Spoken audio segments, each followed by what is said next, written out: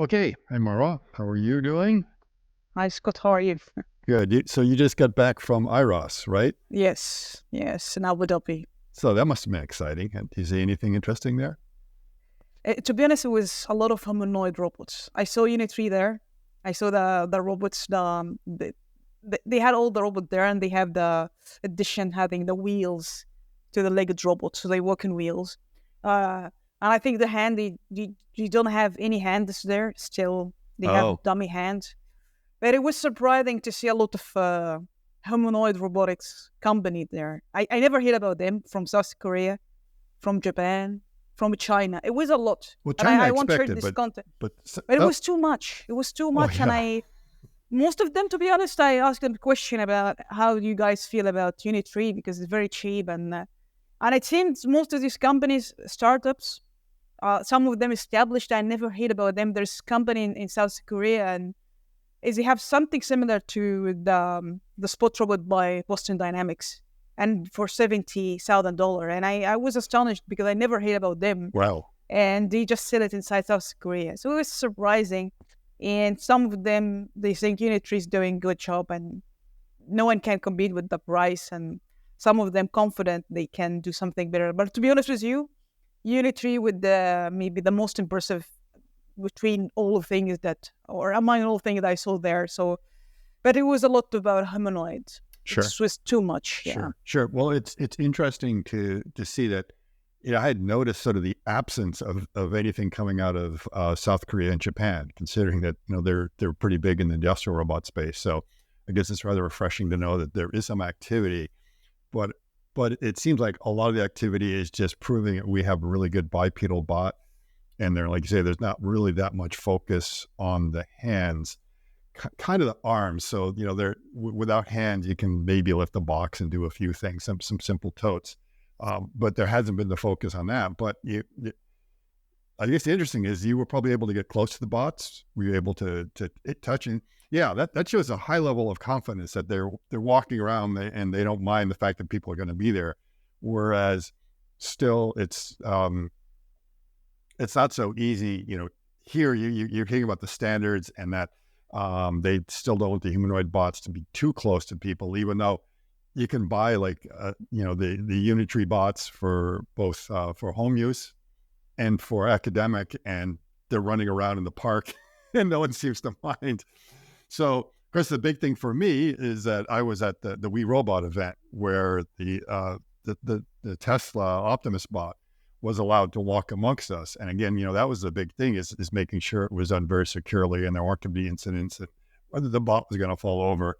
And a couple of days after the We Robot, Tesla released a video sort of showing an update with Optimus, which was closer to the update that I was personally hoping to get at We Robot. But I understand the We Robot event was not tailored for me. It was like a very different audience. So it was more like looking at the future. What's it going to be like when humanoid bots are everywhere and you're able to interact with them? So they kind of gave us a glimpse of that, but they didn't give me like the hard update of like, well, what's going on in your factories and everything else. And so we were able to see that in the follow-up video to get an idea. And the first thing is that they're confident in the walking capability of the bot. Still doesn't walk very fast. I don't see if there's any speed increase. Both when I was like in person there and also the video, I'm still coming up with the same calculation, like a little over a mile per hour. But they're confident enough that it's not going to fall over and hurt anyone in a public setting. Even though, they made sure there was like a certain amount of security around it so people didn't get too close to the Optimus bot. And, now it's able to go upstairs. So it's the first time we're seeing it on a non-level surface to be able to go up. So there's like a lot of interesting things in the updates that you get with Optimus and, seeing what it was really like there. But as we all know, it was kind of a supervised telerobotic experience as opposed to a fully autonomous.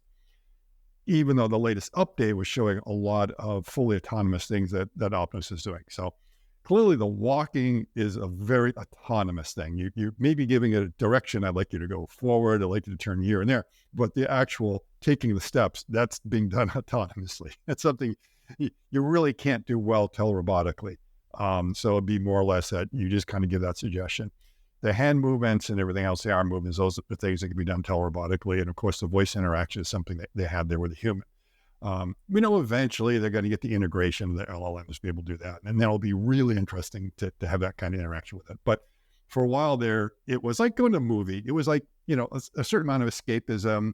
You suspend belief for a little bit and just imagine what it's going to be like. And it's like, oh, this could be a rather interesting experience to actually have the bots walking amongst us.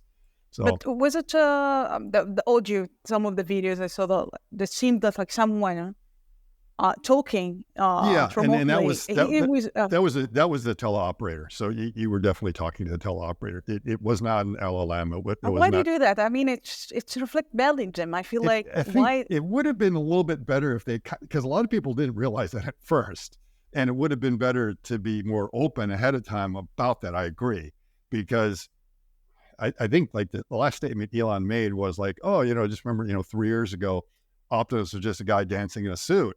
And now it's like, well, now it's like Optimus is the man behind the curtain, It's like, and so, if you kind of been a bit more upfront, because there were a lot of people that were tricked and fooled, and I guess they were kind of deflated, and there was like a lot of the controversy kind of came with it. It's like, why invite the controversy? Just say that, what we're doing is we're kind of giving you a glimpse of what the future is going to look like, what it's going to be like. It's not everything is there, but then you find out, a lot of the behind the scenes thing is that there was like a scrambling, because the decision to have Optimus there was like 3 weeks ago, or three weeks before. So they had 3 weeks to prepare. And like, oh my goodness. So they weren't expecting that, and how you do it and making sure it's done in a safe and orderly manner, and what you're able to do.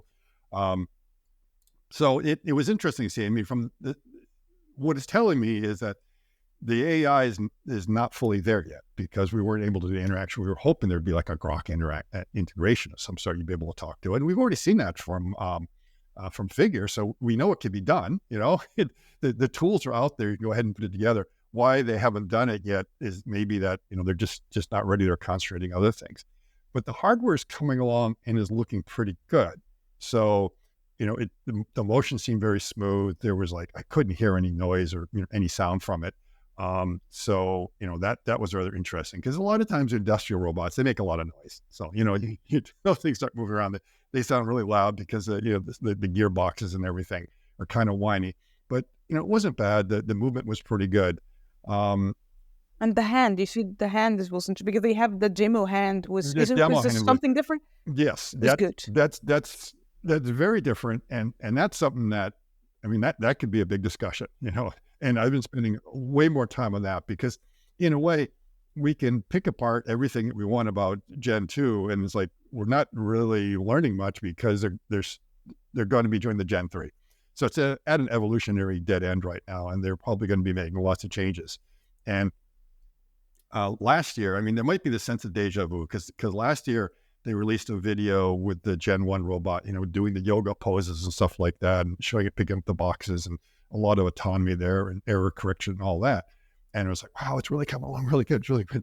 And then suddenly, like a month later, they released the Gen 2 bot. So it was pretty clear that was kind of coming to a dead end, and the next one is coming, and they kind of held that in reserve. And I almost get the feeling the same thing is going on here, is that they're showing us a little bit, but it's going to be the Gen 3 reveal, which is going to be pretty big. And we get the glimpse.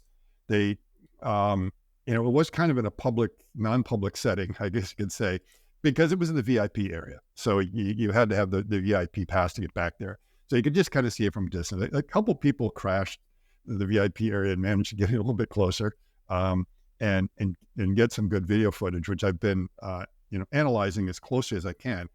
And I finally figured out what the 22 degrees of freedom on. It required the help of a hand surgeon to kind of, set me straight, because I was like, I was making one fatal mistake, and that I was assuming that the wrist axes were part of the hand.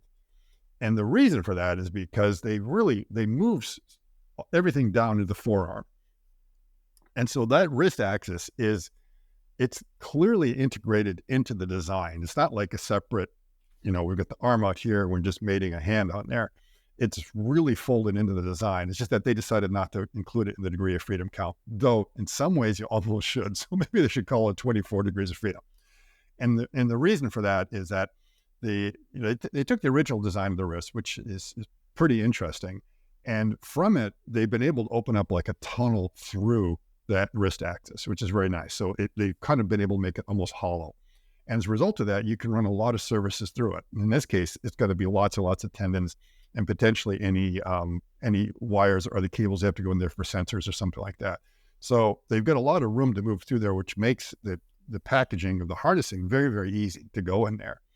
But at the same time, they couldn't just take the old design where the actuators are back here and just say, we'll fit the other stuff around it. They're just like, well, we've got to repackage it all together. So the servos for that thing are actually part of that whole servo stack that they're putting together. I mean, it's tightly integrated in there. There's no way you can separate that out.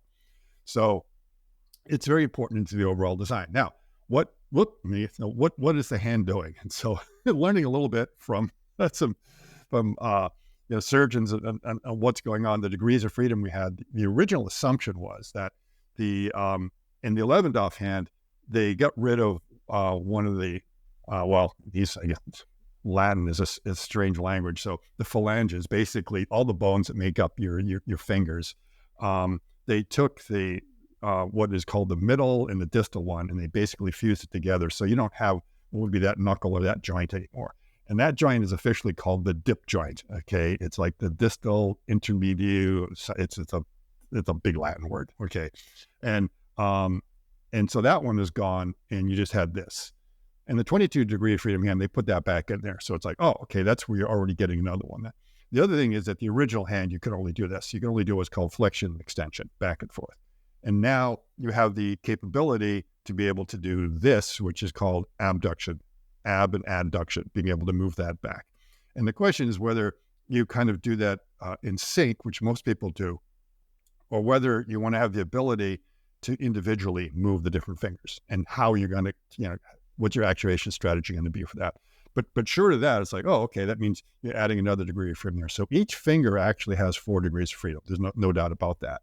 And the thumb, typically we look at it and it just has 2 joints. And you see the technical names here is this is the dip, this is the pip, and this is the MCP joint. And in the thumb, you have out here also what is the dip, but you don't have this one here is the MCJ joint. Your thumb, you're actually kind of lost the bone in there. Or evolution actually took one of them is down there and kind of made it a little bit smaller. So pretty much where your fingers come to the palm, that joint there is always called the MCJ joint or an MCP joint. So they have that there, but you'll notice that they have it down here in the mechanism. So it's like they tore away the skin, and now you can sort of see that bony structure down there. And you get the CMC joint down here, which is able to do a lot more movement. It's able to do abduction, and it's able to also do the flexion in there.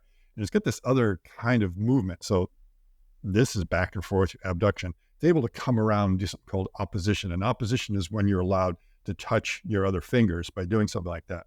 And you'll see there's clearly a hinge joint. It's always been there, even in the 11th off one. But they added another degree of freedom. So this is where I kind of lost my counts. I knew they added another kind of joint in here, but what I didn't realize is they added kind of another degree of freedom. And I'm still trying to figure out what it is, but I'm convinced that they have 5 DOFs on the thumb for all these. So that gives you 21. And then they added a weird hinge joint right in here for the opposition. And I don't know what to call that because it doesn't quite correspond to an actual joint that you would see in the normal palm. I mean, you do have kind of this movement that goes along there, but it's not like there's a hinge joint that comes along there. So they're trying to get something to get something close to the movement that you can get out of a hand, which is very, very important. So, so that's their 22. Basically, the 4 here, 5 here, 1 there, that's 22. Maybe a quick question: how they came up with the design, like especially since they didn't do exactly what in the hand. Do you have an idea? I think the design or choice behind that. I think what they is they studied. Elon has mentioned it on several podcasts that they were kind of inspired by the biomimicry, and so they're very close, but they had to make things a little bit different because sometimes it's easier to do things mechanically than it is the way we do with the biomechanics.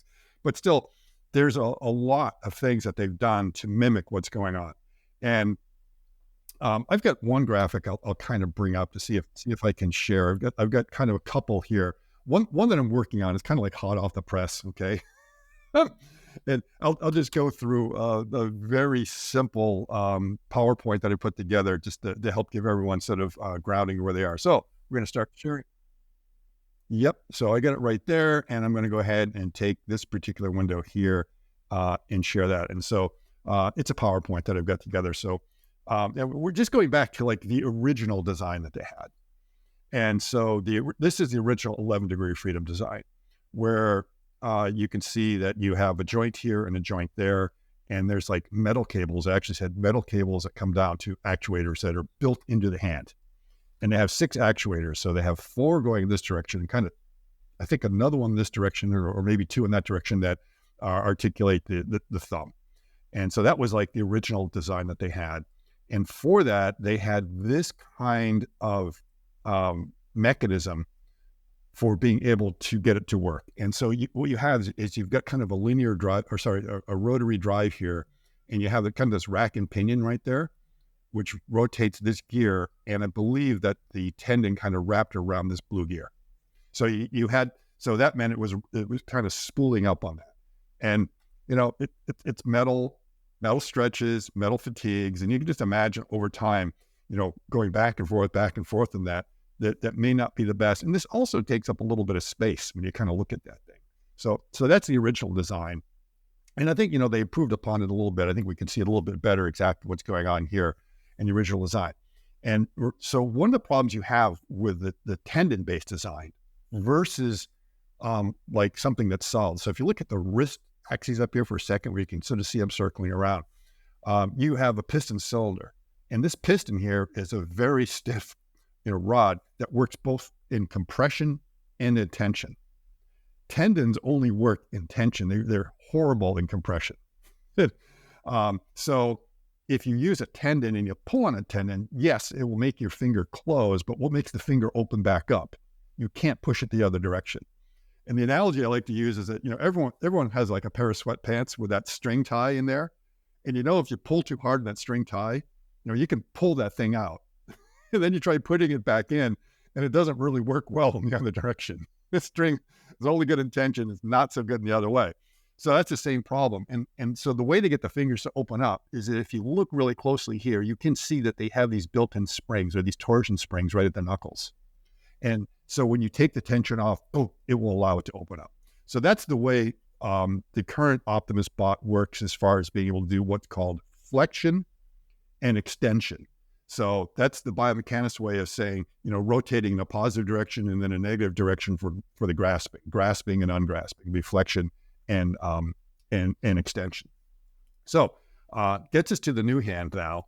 And the new hand, I'm trying to get a lot of the terminology in here so we can kind of understand from the standpoint of what a biomechanist is looking at. And the one thing we can, let me get back here. Sorry about that. The right one here is that we can kind of notice this tendon that's going right through the fingers here. And that's the tendon that actually allows the flexion or the closing of the hand. But then you need it to be able to go the opposite direction. And we can see that in kind of this picture here after the grasp. You see these tendons, these are on the other side of the finger.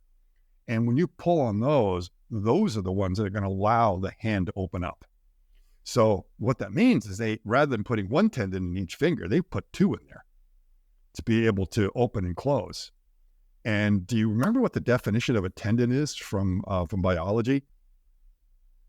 To be honest, I don't remember. Okay, so basically there's tendons and there's ligaments. And ligaments, I think, connect bone to bone, and tendons connect bone to muscle. So in this case, it means the tendon, or, you know, that they have in here, this cable is connected to the bone. You know, at some point it's potted in the finger, and that means the other ends can be connected to an actuator or a motor. So if you've got 2 tendons in each finger, that means, wait a minute, the other end of that tendon has to be connected to something. And that means it's connected to an actuator of some sort. So the actuator count starts to get kind of crazy, and we can see it down here. So again, if you look in this where's picture, the 2 tendons? Like, if you can elaborate, where is the 2 tendons? Because I see one cable that's the top cable, and then the other cable is like under here. So this is the bottom of your palm, So you see that that's in the bottom, and then there's another one up at the top. So this is not the one that you're seeing here. I see. That's Okay, a different two. tendon. Okay. It's two. Yes, yes. Right.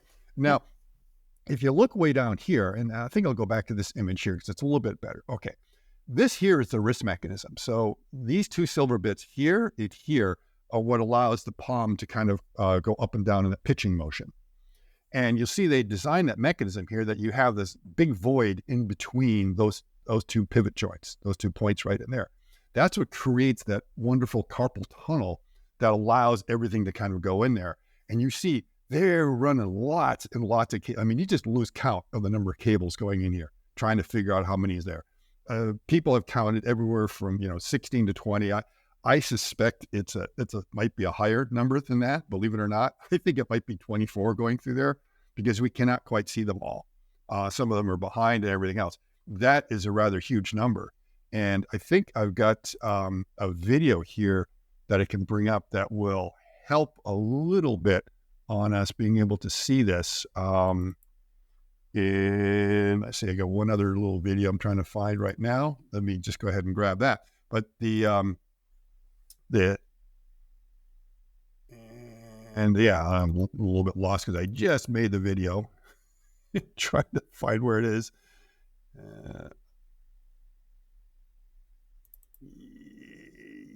Okay. So basically grab, and I just need to, I think, to share the proper screen right now for that. So let me go ahead and get us up here with the right screen share. So share, and we are going to do this one right here. So this is a video that was captured by Chris of Dirty Tesla.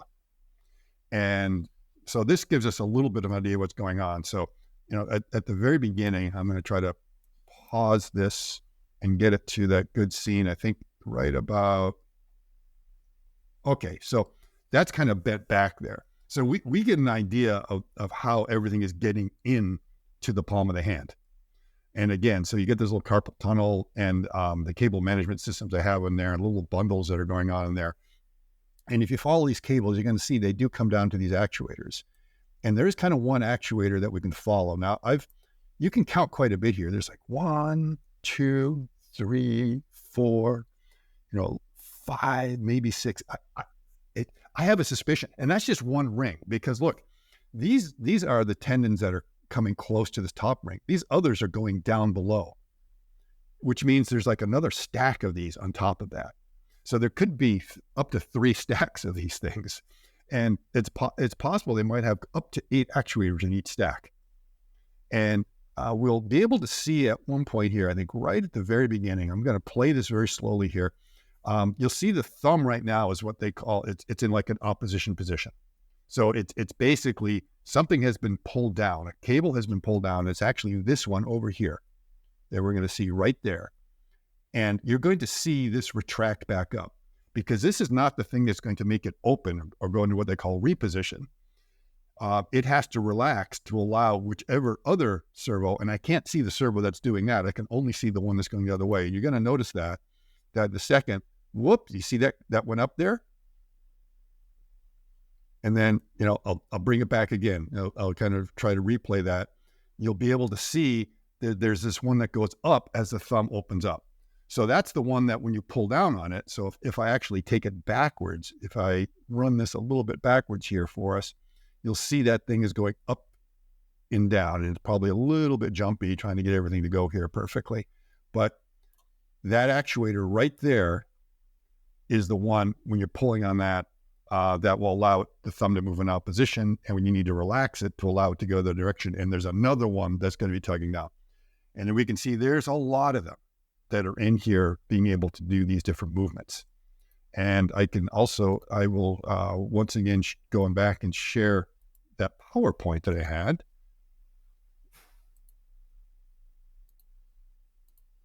Okay. So if we kind of go back here, there's a lot going on there. I'm going to even go to this hand to make it a little bit easier. Is that you can see right there seems to be another 2 tendons. There's some tendons here, and then the tendons that go through here. This is not the same, huh? These two tendons are not the same They're them not the in the same. middle. They're not the same. So it's like 4 tendons in this In the one finger, exactly. Now, 4 tendons, okay. the reason why you have those is that they've decided that for the extension, and I'll go to like my hand puppetry here for a second. Let's just kind of go back for a second. Is that the way the original Optimus worked is that you tug on one of those tendons and the fingers just kind of close like this. And they were all dependent upon that cable, and you could not individually move a knuckle. They just all kind of folded together. And the only thing that would prevent one of them from coming down is if you put like some resistance on one of them, then, you know, something like that might happen a little bit differently. But for the most part, it had no choice but to always curl like this. And then when you take the pressure off the tendon, the springs that are in each of the knuckles make it pop open. So that was the way it would work. There's no way you can sort of take it out. Now, the thing is, we are able to actually do this movement. We're able to do this and then curl, you know, so we can keep our fingers straight when we're doing that. And the reason we're able to do it is, turns out, and this is what I learned from a hand surgeon, Dr. Iyer, we actually have 2 tendons for flexion, and we have 1 back here for extension. Now, so if Tesla really wanted to do it, they could have put 2 of them in there, but, you know, they've got 1. And that makes sense because, you know, the 2 tendons gives you a lot of strength and grasp and in grasping. And also the muscle groups for that are back here for tension. But it turns out we actually have muscles in our hands. They're not all back here. And there are some that are here on our fingers that are actually the ones that allow us to open up. Because we don't have as much strength opening up as we do this way. So we do have a little bit right in along here. If you want, you can almost think of it like the torsion springs built in there to do it. But we do have something that allows us to get that control. And that's very important. And this is what he kind of pointed out, is that when you go to grasp an ordinary object, and as a hand surgeon, he not only repairs hands, but he also works with prosthetics.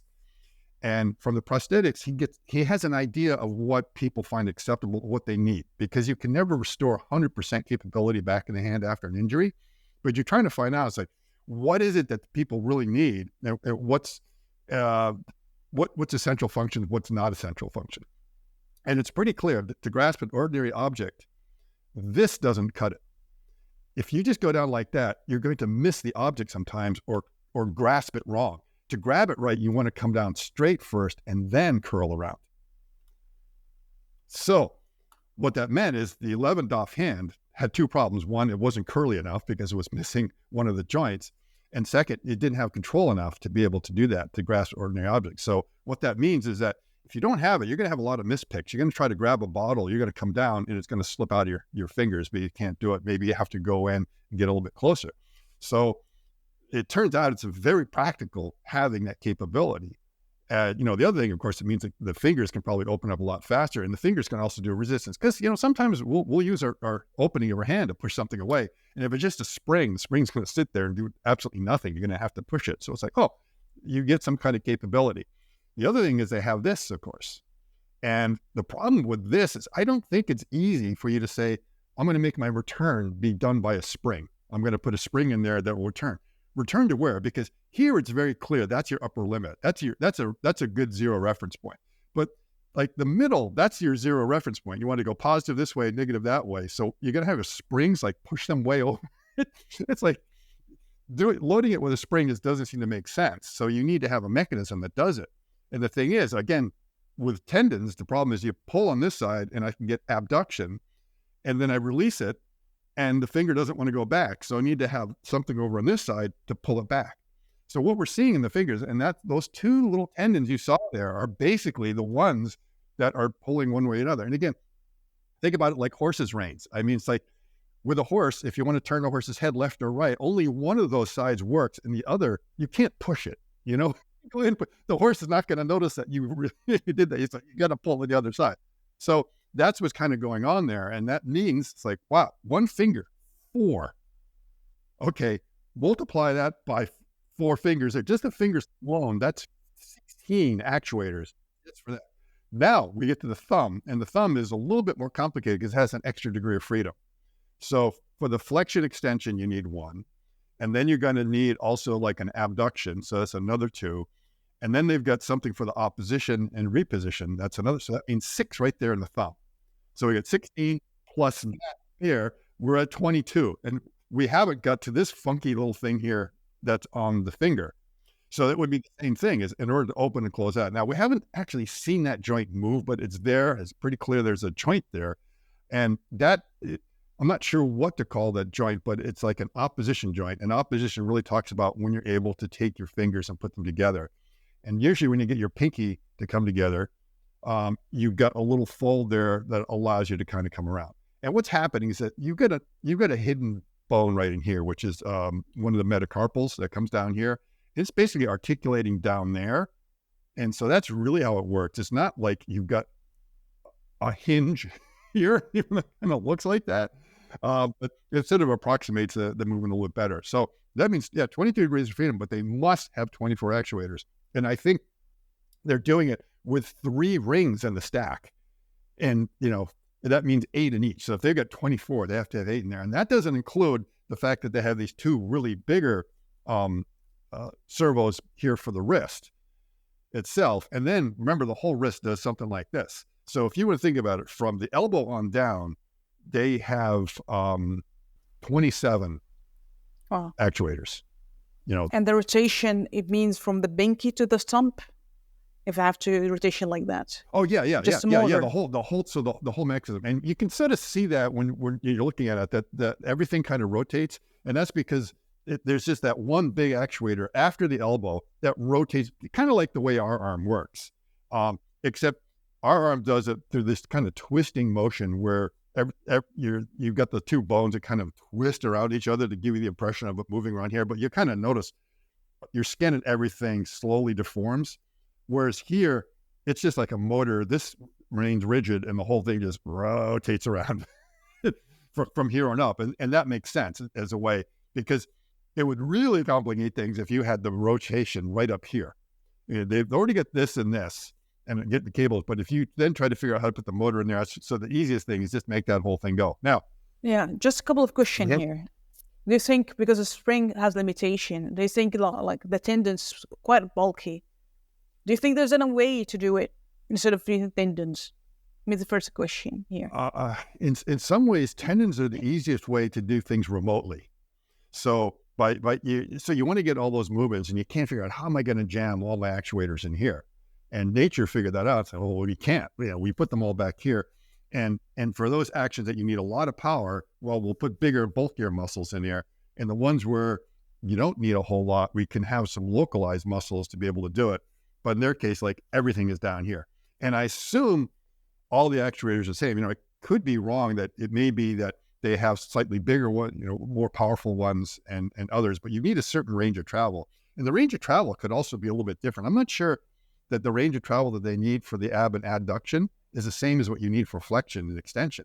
So it could be that, those there, we can make those a little bit smaller. They only have to move half as much as the other. So, that would be one way of making sure when you get down here. And those are the ones that are probably not as important. So I suspect the important motions are, and you can sort of see it when the fingers are doing this. You're seeing these things going up and down, and they're going up so quickly. I can't figure out like which one is connected to which, but I suspect that the one on that top stack they're the ones that are kind of the important motions, and the least important or least used ones are further and further down. And part of it is that, the longer you make a tendon, the more likelihood it has to stretch, which makes it a little bit hard because tendons are just finicky. They're finicky beasts. So what they've done is that's a really bold step to decide we're just going all in on tendons and giving a full range of capability. So if you go and actually look, and that's what I've been trying to do in this graphic is like linear actuator. Is it possible to have some? I saw some people do linear actuator, for example. And that seems to be what they're doing. So let me bring up another video here that I will just share in a second, and that I will try to find, and that we can see pretty well what it is doing on there, and make sure that so. And I need to remember to share here. So we'll go ahead and share. And I think it's going to be this window here. Okay, I think you can see this. All right. So here is a pretty good close-up of what is going on. So now, some linear actuator indeed, yes. Okay, so you can sort of see back here how the wrist mechanism is working. Right there is the piston, and this is the big cylinder for that. So when you're looking at this, you'll be able to see how the wrist mechanism is moving and how they added another linkage in there to be able to get that whole thing going. But then you look up and down here, and these things that are going up and down, these are what are controlling all the different digits. And as this thing moves around, you can count, I think, at least six individual ones. I suspect there are a couple out of view. So you'll see like there's one here, there's another one a little hidden there, one there, one over there. There's quite a bit. And they're pulling on these tendons. Now, it's a little hard to tell in here because I assume these tendons are all in a sheath, very much like a bicycle cable, because you have so many of them going through here. You don't want the wires rubbing against each other. So you would want them in some sort of cover to go through here to make sure, and then you can kind of see them bowing out. But when you look at this tendon coming down, I mean, that's taking quite a big curve here. And maybe it's just the resolution of what's going on there, but I don't see like a diameter change between the wire down here and what's going up there. And so I'm beginning to wonder, wait a minute, how are they sheathing that? But clearly that's how they're tugging on it to get the movements, and we can see a lot of them moving. And you can see they're quite compact in there. They're not winding it around anything, and I don't know how they actuate that to go up and down, whether it's some kind of internal ball screw drive or what that is, and whether you've seen any sort of linear actuators that are that compact and would have the power. It's just it's this linear actuator I can see them already moving. Very simple linear actuator, exactly. But how are they doing that actuation in such because a lot of times it's hydraulic. It's just hydraulic, a little bit of hydraulic here. It's all electric. It's all going to be it's electric. So how do they do that actuation? If it's rotor, if there's something rotating in there, that means you need to have some sort of like worm screw drive or something like that that's going along there that's threaded that makes it go up and down. And that's possible that, maybe that's what they have is they have a motor in there that's spinning, and you've got something like either a ball screw or a threaded joint and just makes it go up and down. Or they've come some other way of true linear actuation, which is kind of something I've thought about. I don't know how to do it. And usually it's much easier for us to make motors that spin as opposed to making motors that go straight up and down. And that every linear actuator we've ever seen, there's actually a spinny bit. There's a motor that's spinning, and we have to take that rotary spinning motion and through some sort of mechanical mechanism like a rack and pinion or something like that, try to then convert that, or a ball screw, to a linear motion. So the motor is not actually moving linearly, it's rotating. Normally, I don't know if that's the case here. Maybe they've come up with some way of actually being able to get true linear induction in here to be able to pull those things down and do it in a very compact way. And if they have, then that would be absolutely cool. And I'm curious, are they planning to incorporate this in the new generation of Optimus, this kind of design? Yes. This is only going to be the new generation. It's not going to be in the current generation. So that means that whatever strategy they have going on here, they may be using it in other parts of the body. It's possible, but it depends upon what they want to do. At this point, I don't think they're going to go overboard and say, "Oh, we're going to have our toes and everything in the feet now." It's like, I think the feet are still going to be as simple as possible what they ever need for walking. I'm trying to think of what other parts of the body they might attempt to do something like this, and I'm not sure it has the power to be able to do something like the shoulder joint or hip joint or anything like that. Those are still going to be some kind of traditional actuator. Maybe in the neck, but even then, is it going to be enough? Maybe that's some strategy that they can use for actuation of the head. And but at least in the hands, we know that is what they are planning on doing. Just since you're already a visiting figure, and also maybe 1X technology, how do you see the hand approach for both of, like where we saw now? It seems Unitary still don't have a hand yet. Yeah. Maybe for that reason, because it's difficult. It is. It's massive. It also adds mass. So, Unitree has a very light bot that's able to do lots of things because it doesn't have to worry about putting any energy or power in the hands, and you don't have to carry that mass around. And as soon as you and by the way, I asked people about why the Unity is very cheap, and they said because it's so closed, you can't do anything with it, like hacking it, compared to other robots. Do you agree with that? Do you think it's cheap price because of that? Yeah. I would say so. It would be a fun bot if you're a tinkerer, but if you're expecting to buy it and then like put it in the house and have it already start, folding laundry and working, it's not going to do that for you right away. Yeah, and just coming to the hand, because now we have figure and 1X technology. I think they try to do something with the hand. So how do you see this compared to what we see now with Tesla? They've all worked out. So Brett has mentioned is that even though I guess we're at figure 2 right now, that the hand is their 4th generation hand. So there were some earlier designs that they kind of worked on for that. And so they've gone down that road of experimenting and looking at different ways of being able to do it. What's the right approach? And they've decided to do a non-tendon approach to the hand. Figure, or 1X on the other hand, as we know, they're all in on tendons, not just in the hands, but throughout the entire body.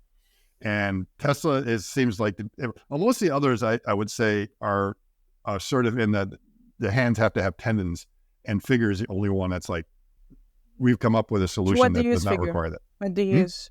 It's purely mechanical design.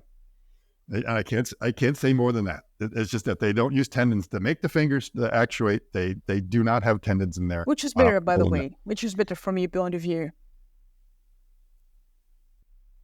I'm going to call balls and strikes. Okay, it's like it's interesting to hear from all. So when you talk to a lot of people out there about tendons, a lot of them say that tendons are just finicky. They break, they're hard to service, and everything else. There's all sorts of reasons why you don't want to do it.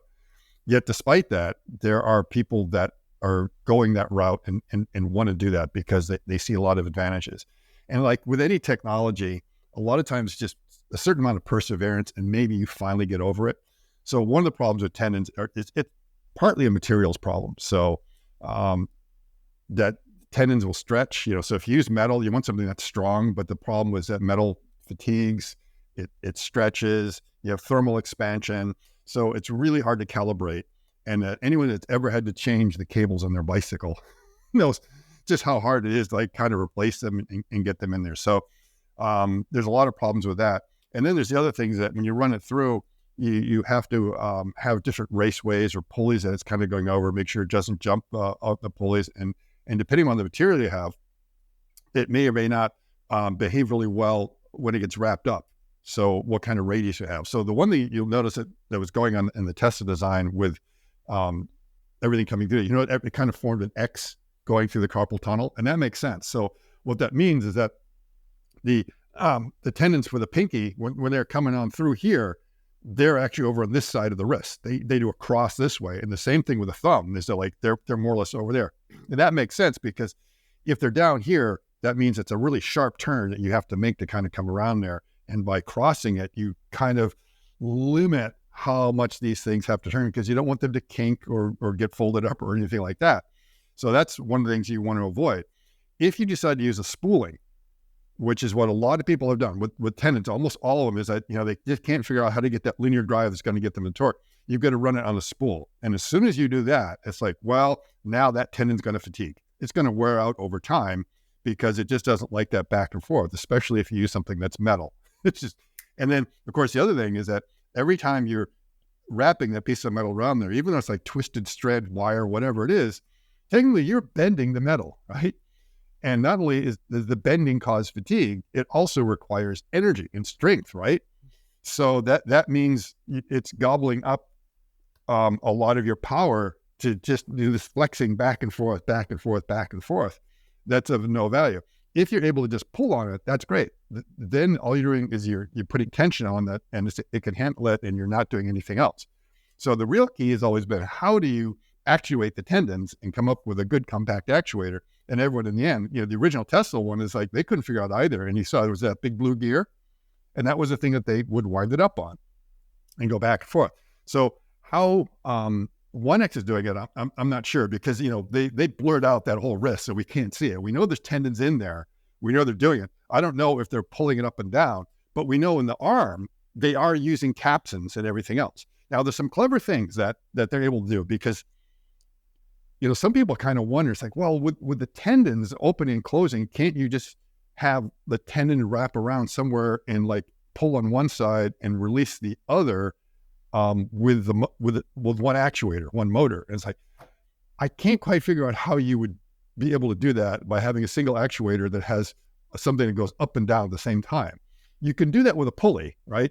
So what you do is you have a pulley, and that you have one wire come around and you wrap it counterclockwise to the other. And as you rotate it, it's going to pull on one of them and release the other. And that's basically what 1X is able to do.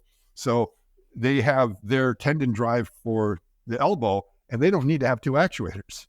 They have it wrapped around. They do have two tendons going around there, but one of them is always in tension and the other one is always being released just by changing the direction of the motor. So that works in let's say a macro sense, where you have the space to be able to put all these things in there. But when you start thinking about, I'm going to be actuating lots of different directions here, how do you pull that trick off in a small area? And then that means your design's different. So I don't know how 1X is doing it. I suspect, because it's so compact in there, hey, they must also have come up with some sort of linear guides, but I'm not sure. And then the final thing, of course, is the choice of material. It seems a lot of people like to use like an aramid type of fiber, which is which is like Kevlar, because it doesn't stretch and it's got fairly good strength properties.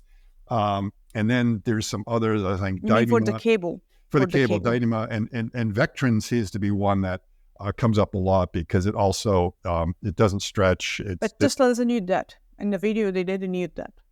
The video that we saw now. We have no idea. And all we know is that from about 2 years ago, when they announced the hand, they said they were going to be like metallic cables that are in there. So we know the generation 1, I don't know about whether they switched by Gen 2, where they decided to use something different, but looking at that, it's hard to tell what material they're using there. I don't think it will be metallic. I could be wrong. It's despite the fact that these things are going to be really finicky.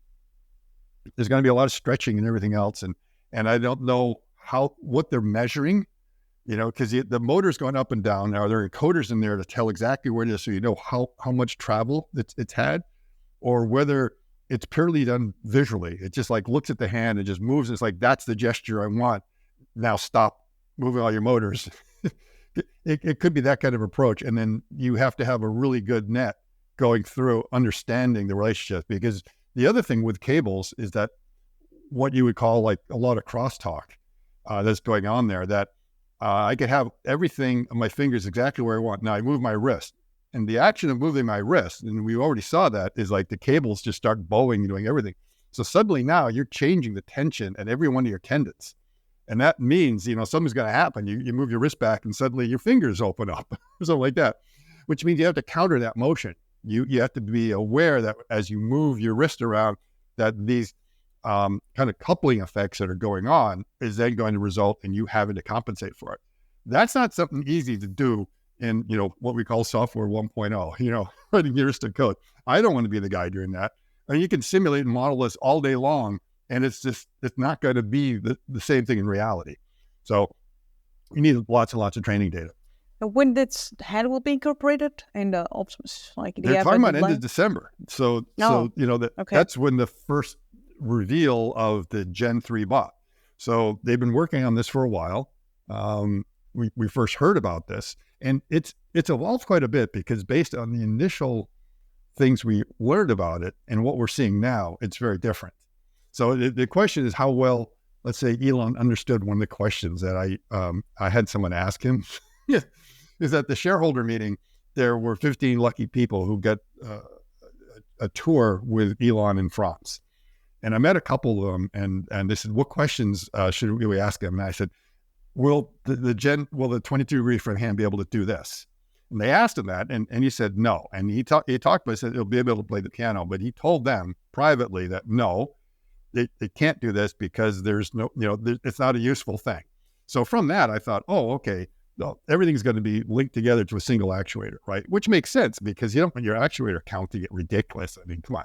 The idea of sticking 24 actuators So in the just one forearm. second. When you do that, it's like 5 tendons attach Yeah. one motor, Yeah. right? Well, yeah, So the more potential, but you could imagine that there's some way you tie them together. rotation, like rotation. So Yeah, 5 yeah. and rotate it. It could be like something. rotary motion, and then you left to right, Right. You and just you have this. Yeah. so you would say, well, I've got 4 degrees of freedom here, but I've got 1 actuator.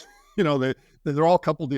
You could imagine that, you know, there'd be some way of being able to do that, and then maybe springs that come, you know. So at first, that's what I thought. It's like, oh, it just does this, and if you're playing the piano, I guess that's okay because you can get your fingers out and then, you know, go whatever you have to. Maybe it's not quite as great. I'm sure some pianists will say, wait a minute, you actually need better control than that. Though we can clearly see in the video from Tesla that, you know, that's the position that it's in from Dirty Tesla. You know, it's like it's doing this. So we can see that they can move around separately, and it's very clear it can. So something may have changed from when that statement came out to them, like evolving the design a bit more and realizing they want to have a little bit more. And it may be that they actually, because I've actually had, you know, a couple of hand surgeons now reach out to talk to me about this. And this is exciting to get their input about what the motions are and what's there. And if they were to be designing what they would be doing to say, what are the important design choices and what degrees of freedom you do and have to have. And so it may be that they had a chance to talk to some people like that and convince them that, oh, no, you know, you need to be able to have this kind of motion. You need to have all the knuckles in there. Now, one thing that is not there yet, and this is why I think it's still early stages, this is not the final hand design, is all the fingers are the same length, including the pinky. You know, so when you look at it, it's like, wait a minute. And why? it may be because it's a prototype, you know, and it's just like whatever, you know, they did to produce the parts for it. They were just like, you know, right now we're just testing this out. Let's verify. So I suspect you're going to, because 1X has, I mean, the 1X hand, the digits are all the correct length. And I would think that if you go into these links with what Tesla has done, with everything else, is like, why not get the finger lengths to also be correct? And that's trivial. Is it because of the length of the tendons? Like, is it something? No, I don't think. I think it's just because it's early. You know, when they get to production, they will refine that. So right now, it's like if I'm tinkering in a lab and I've got something that's able to spit out fingers and it only spits them out in one size, it's like, that's good enough for now. Yeah, I want to ask you a question. Why the significance we don't have the same lens? Like, is it a reason behind that? There must be. Like, if we have the same lens, why it's just like that? I never thought about that. Yeah, it's there's a reason. I mean, there's some reason that nature decided that you want to do that. Of course, the thing is, nature, everything is about sort of this morphology that you change from one shape to another, and they're about the same. So again, I was just talking about with the thumb, is that, yeah, I'll go back to my little display here. That might make it a little bit easier. Okay, let's get back here and see if we can find. All right, so when I get ready to label this thing, you'll see this pip joint is not here in the thumb. But the thumb does have this, you know, what usually we call this phalanx here, that is the proximal, is now the proximal rear. So it's missing like what's the middle phalanx on here, but it's actually kind of hidden inside of your palm, and is what's called the first metacarpal. And then you come down, and so it's almost like one of these bones disappeared in the thumb, and it didn't so much disappear as it got really, really small. It ended up becoming part of the CMC joint down here. So that's kind of what nature does. It doesn't necessarily throw these things away, but they change shape, they change size. And it was kind of important because the opposition is the reason why we are a highly evolved species, that's intelligent species, is able to do everything, because we have an opposing thumb. An opposing thumb allows you to make tools and use tools and do all these other things. So meaning opposing thumb, this one here? The thumb was like the most important thing from the standpoint of evolution. Without it, we would be just like every other animal. So it's because of that we can grab things. And so evolution allowed that, and it happened not by getting rid of a bone, but a bone just slowly kind of atrophying and getting a little bit smaller. And in the process, it gave the thumb an extra degree of freedom that you don't have up in the fingers. So it's like it sort of served two purposes there, and gets down there. So, and then when you actually look at our, all the carpal bones and everything we have in our hand, it's a mess. I mean, you look at it and you try to figure out exactly why they're all there, and they do have some sort of purpose. And otherwise, nature would have done something different. So again, why we have that different length on our pinkies, I don't know. There will probably be evolutionary biologists that will argue back and forth what the reason is. No one knows, but our hands look nicer that way. Just something about it. It's more aesthetic. I'll say that. It would be interesting to know the reason by this morphology, maybe. Yeah. You're right about the sum. If we don't have it, we'd be like any other animals. It could have been quite simple that, how many times are you doing something and your pinky kind of gets caught on something and it really hurts? So it may be that that if it's really long, it was always getting caught and stuff. You're always getting injured. And maybe just just kind of get that a little bit. And with all this other stuff we're doing, it could be simple little things like that. I think it was fascinating. I appreciate the effort that she deep dive in this hand. And I'm not sure what's next for you. I think, do you have any other thing that's interesting? We can discuss next week or so. I'm hoping so. I'm hoping so that we'll come up with something. And again, it's like I'm still haven't finished quite the deep dive on the whole hand. Yeah, I'm still curious if you have other things that we can explain about this hand. There will always be something. There'll either be more details coming about the hand, because like I say, at is it first, patent, by the way? Did you see any patent for the hand? Already? There was an old patent. Sadie Park picked up something from the Optimus hand that was, I think, filed about 2 years ago. I have to ask him if there's anything recent. He probably would have come up with something. The first thing when I saw it, my reaction was, because we're at Warner Brothers Studio, is that it's like, oh, that's just an animatronic hand that is typical of Hollywood. And yeah, again, I know a guy through X who has made animatronic hands for years for Hollywood, and you've probably seen him in some of the movies that are out there. And he's quite a resource on this. And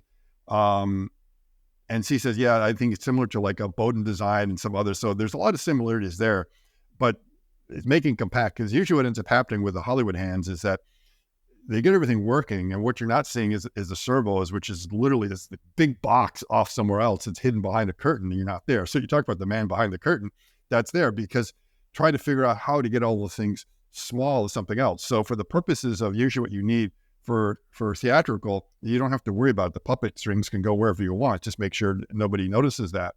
So it's very similar. And again, because the way it was set up and had the spooky lights on it and was like near what looked like a haunted mansion, I just figured it was. And I discounted that as a 22 dot hand. And everyone said, oh, it is, until eventually there were some posts from Tesla actually confirming that that's what it was.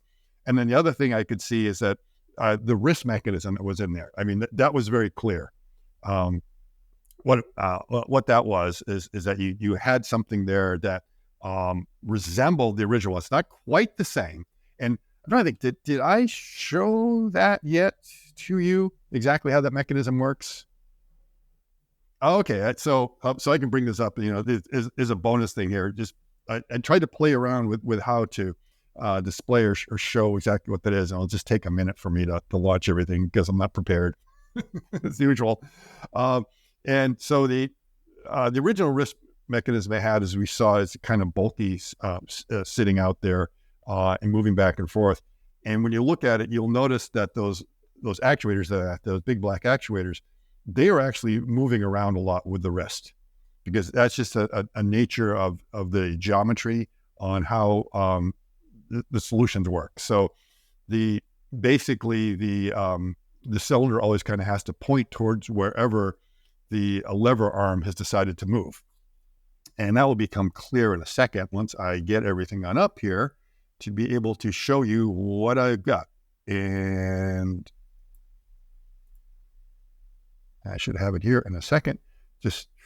So sometimes waiting for software to launch takes forever. Okay, let's see. And okay, there we go. I have it right there, right in front of me. So, and now I need to also do a display, just making sure this kind of pops up. Yep, okay, I got the right one here. So that's good. And yep, and we will go ahead and remember to screen share right now. So I did something really quite simple very quickly to bring the point across. So we'll have this screen right here. Okay, so left is the original mechanism, the original Optimus mechanism. And go. Okay, so here we go. And you'll see how the cylinder here kind of just oscillates back and forth with the movement of the wrist and the pitch. And I'm just showing it in one plane. And there's also out of plane movement, which makes it even more complicated. So down here at the bottom, you have what is effectively a spherical joint. And you also have another spherical joint up in here because of the outer plane nature. So it's not a simple pin joint. But just looking at it this way, you can already see the problem here is that this forms a triangle. And if you change the angle of the, well, basically, if you change the length of the hypotenuse of the triangle, which is the whole idea, you change the angles of all the angles in your triangle, and you have to compensate for that down here. So that means that thing is flopping around. When they went to the new design, I think they didn't want this movement. That was kind of, it was just going to make that whole stack a bit stranger on how to work. So I wanted to come up with some way of making it static. And the way you do it is you take this from being a 3-bar mechanism and make it a 4-bar mechanism now. So you see they added this extra linkage mechanism in here that takes away the fact that this whole thing has to oscillate back and forth like that. So, and by what's doing significant, just to elaborate a little more, this linkage is what exactly added in the movement? Like, yep. So basically what you've done is that you've taken and added a link, another link between here and this lever arm. So you get this lever arm. So right now, that's the pitch point right there. And you have this lever arm out here. And when you push on that lever arm, causes it to go back and forth. So now it's being done through this linkage mechanism. So this linkage is the one that accounts for the changes in orientation that you need to have. And that allows you to keep both the piston and the cylinder in the same direction. They stay parallel, and that goes in there. Now, you still have the same number of spherical joints. So basically the joint that was down here, this spherical joint, you just kind of moved up here, and now you just got another piece of metal linkage that you have to put in there. And now, the way I modeled it is these are like perfectly straight. When we look at the images coming out or the videos coming out, you can see this mechanism it's a little crooked. It's not quite straight like that. It kind of comes up and dog legs around because it doesn't have to be straight. So it's able to kind of take the shape that allows it to get around and not collide with anything. So they have. This is in your software. This is the visual component, right? Yes, yeah, that's a visual component. Yep. So I just use this to give an idea of the modeling and the slight change they did. And even though these are clearly kind of they're similar. Let's say. But this is what would be. I'm just curious though. The new hand that we show already 2020. Yes, 2020 did off. It's the same thing. It does. You think so? It does. Oh yeah. We can see that. So let me go back and share again, and we'll see that right now. Now that we have this background information, let me go and share the right video again, and we're going to go to this one right here. We can start to see that in this mechanism. So if I pause right now, okay, right where my cursor is here, we can see the top of the piston. And then down here is a cylinder. And then up around here is the connecting rod that goes between here and there to the wrist. And we should see some movements there of that. So if I bring this, okay, I think right at the very beginning here, it's going to come around so we can see it. Right now, you see it moving back in behind there? And that, okay, so you can see it's right there, this mechanism here, and then that's what's going up and down. So again, you can watch it going up and down and how that seems different from the smaller ones. You like smaller cylinders and the bigger ones. Yes. So they may have made those a bit more compact now. That's quite possible. So you can see, barely notice what's going on, and it's like, okay, I recognize that wrist. It's not exactly the same, But that's because they went ahead and they threw this. But the biggest question for me, Scott, because it seems to me bulky. It's still bulky. I'm curious what Figure done already. But is it needed? Like if we speak about the always question, with make useful task and having this robot in warehouse, is it needed? This level of complexity. Me for the overall hand. It seems complex and bulky, to be honest. That's what I'm getting now. Yeah, I think when you get back to the forearm, it's going to have Popeye forearms, no doubt about it. They're going to probably be pretty big, but they've managed in some way to make the wrist in around there pretty narrow. Whereas many of the other designs that you see, they're stacking servos on top of each other. And those servos don't even provide a way for you to be able to run these things through. Now, we know that Sanctuary, for example, they have a bunch of servos kind of stacked together for their wrist mechanism. And that doesn't allow them, an axis way to be able to bring their hydraulics in. That's why you see that big cable kind of coming around. So they always have this big cable outside of their arm to be able to do it.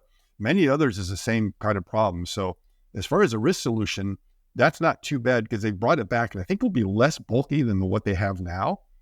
And because of that mechanism, they opened up that space to be able to run all these things through. So there are some clever design elements to this that I think are advantageous if you need that many degrees of freedom. And that's really going to be the question, because right now, I think Figure has something like, so I think I stopped sharing. Did I stop sharing? I'm not sure. I stopped sharing, yes. Okay, did. Okay, so we're back. Figure has like a 16-degree freedom hand. And so, which means, they already made sure they had all the joints that are in there. They don't have the add and abduction because, again, they're looking at it and saying, is that a needed degree of freedom? And it probably is not that important as a degree of freedom for many of the tasks that you would do in a factory. So that's about where they are. They don't have the opposition on they do on the thumb, but they don't have it on the pinky. So Tesla has just added a little bit more by having the abduction, that's gone on there to get theirs up. So it does raise a good question of how many degrees of freedom do you really need to have in there? And this is what is going to be determined over time. That everyone's going to find out. And it's probably going to be that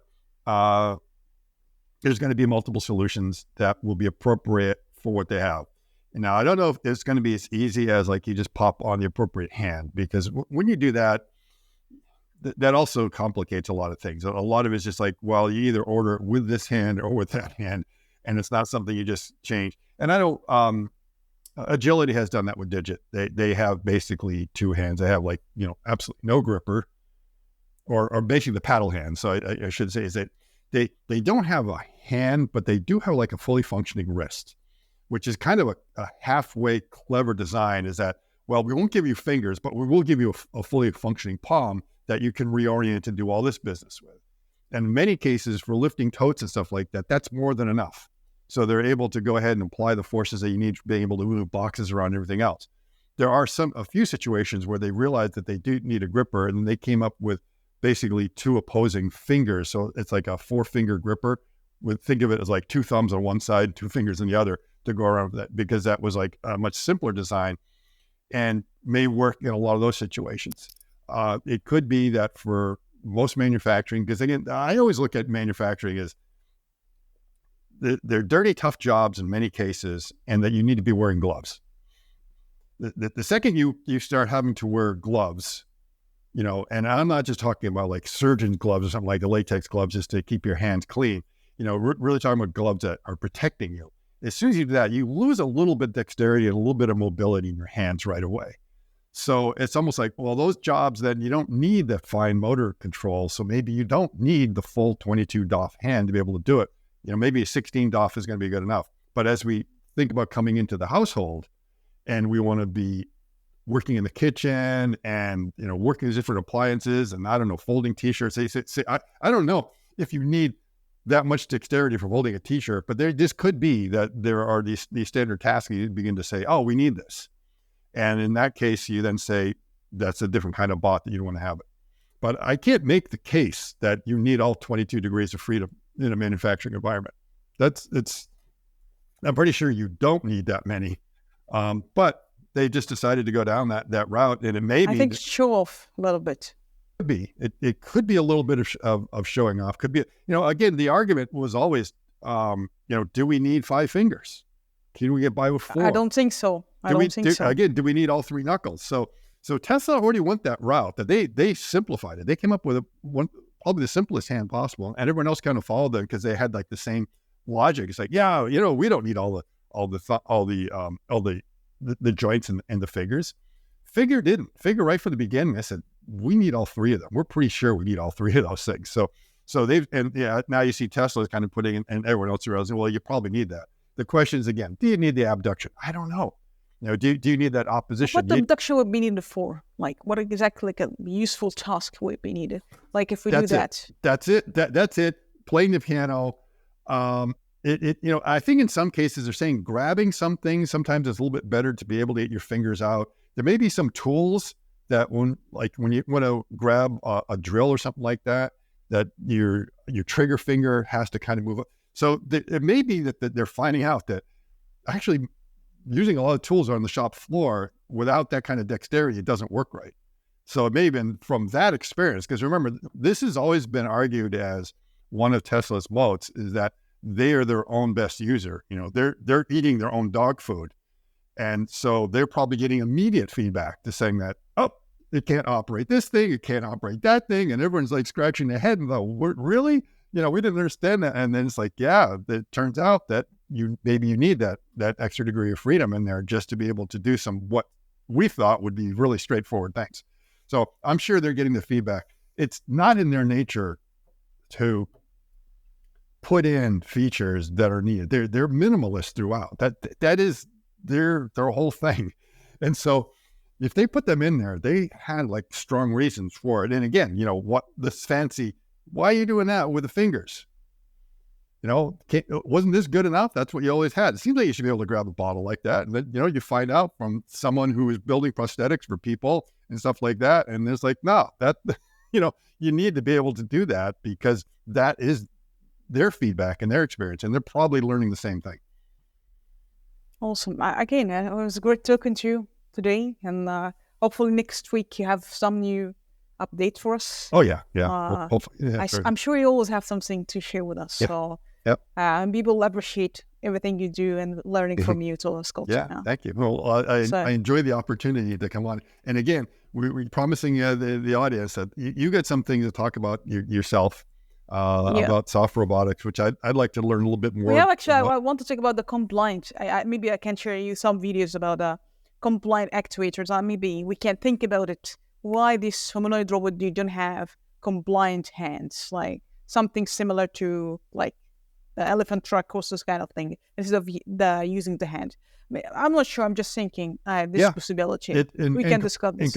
Compliance is very important when you are dealing with humanoid bots for safety factors. If they're going to be around people, is you need back drivability is something that's important, which I could not test it on Optimus, but I have tested it on the FigureBot, and the back drivability is there.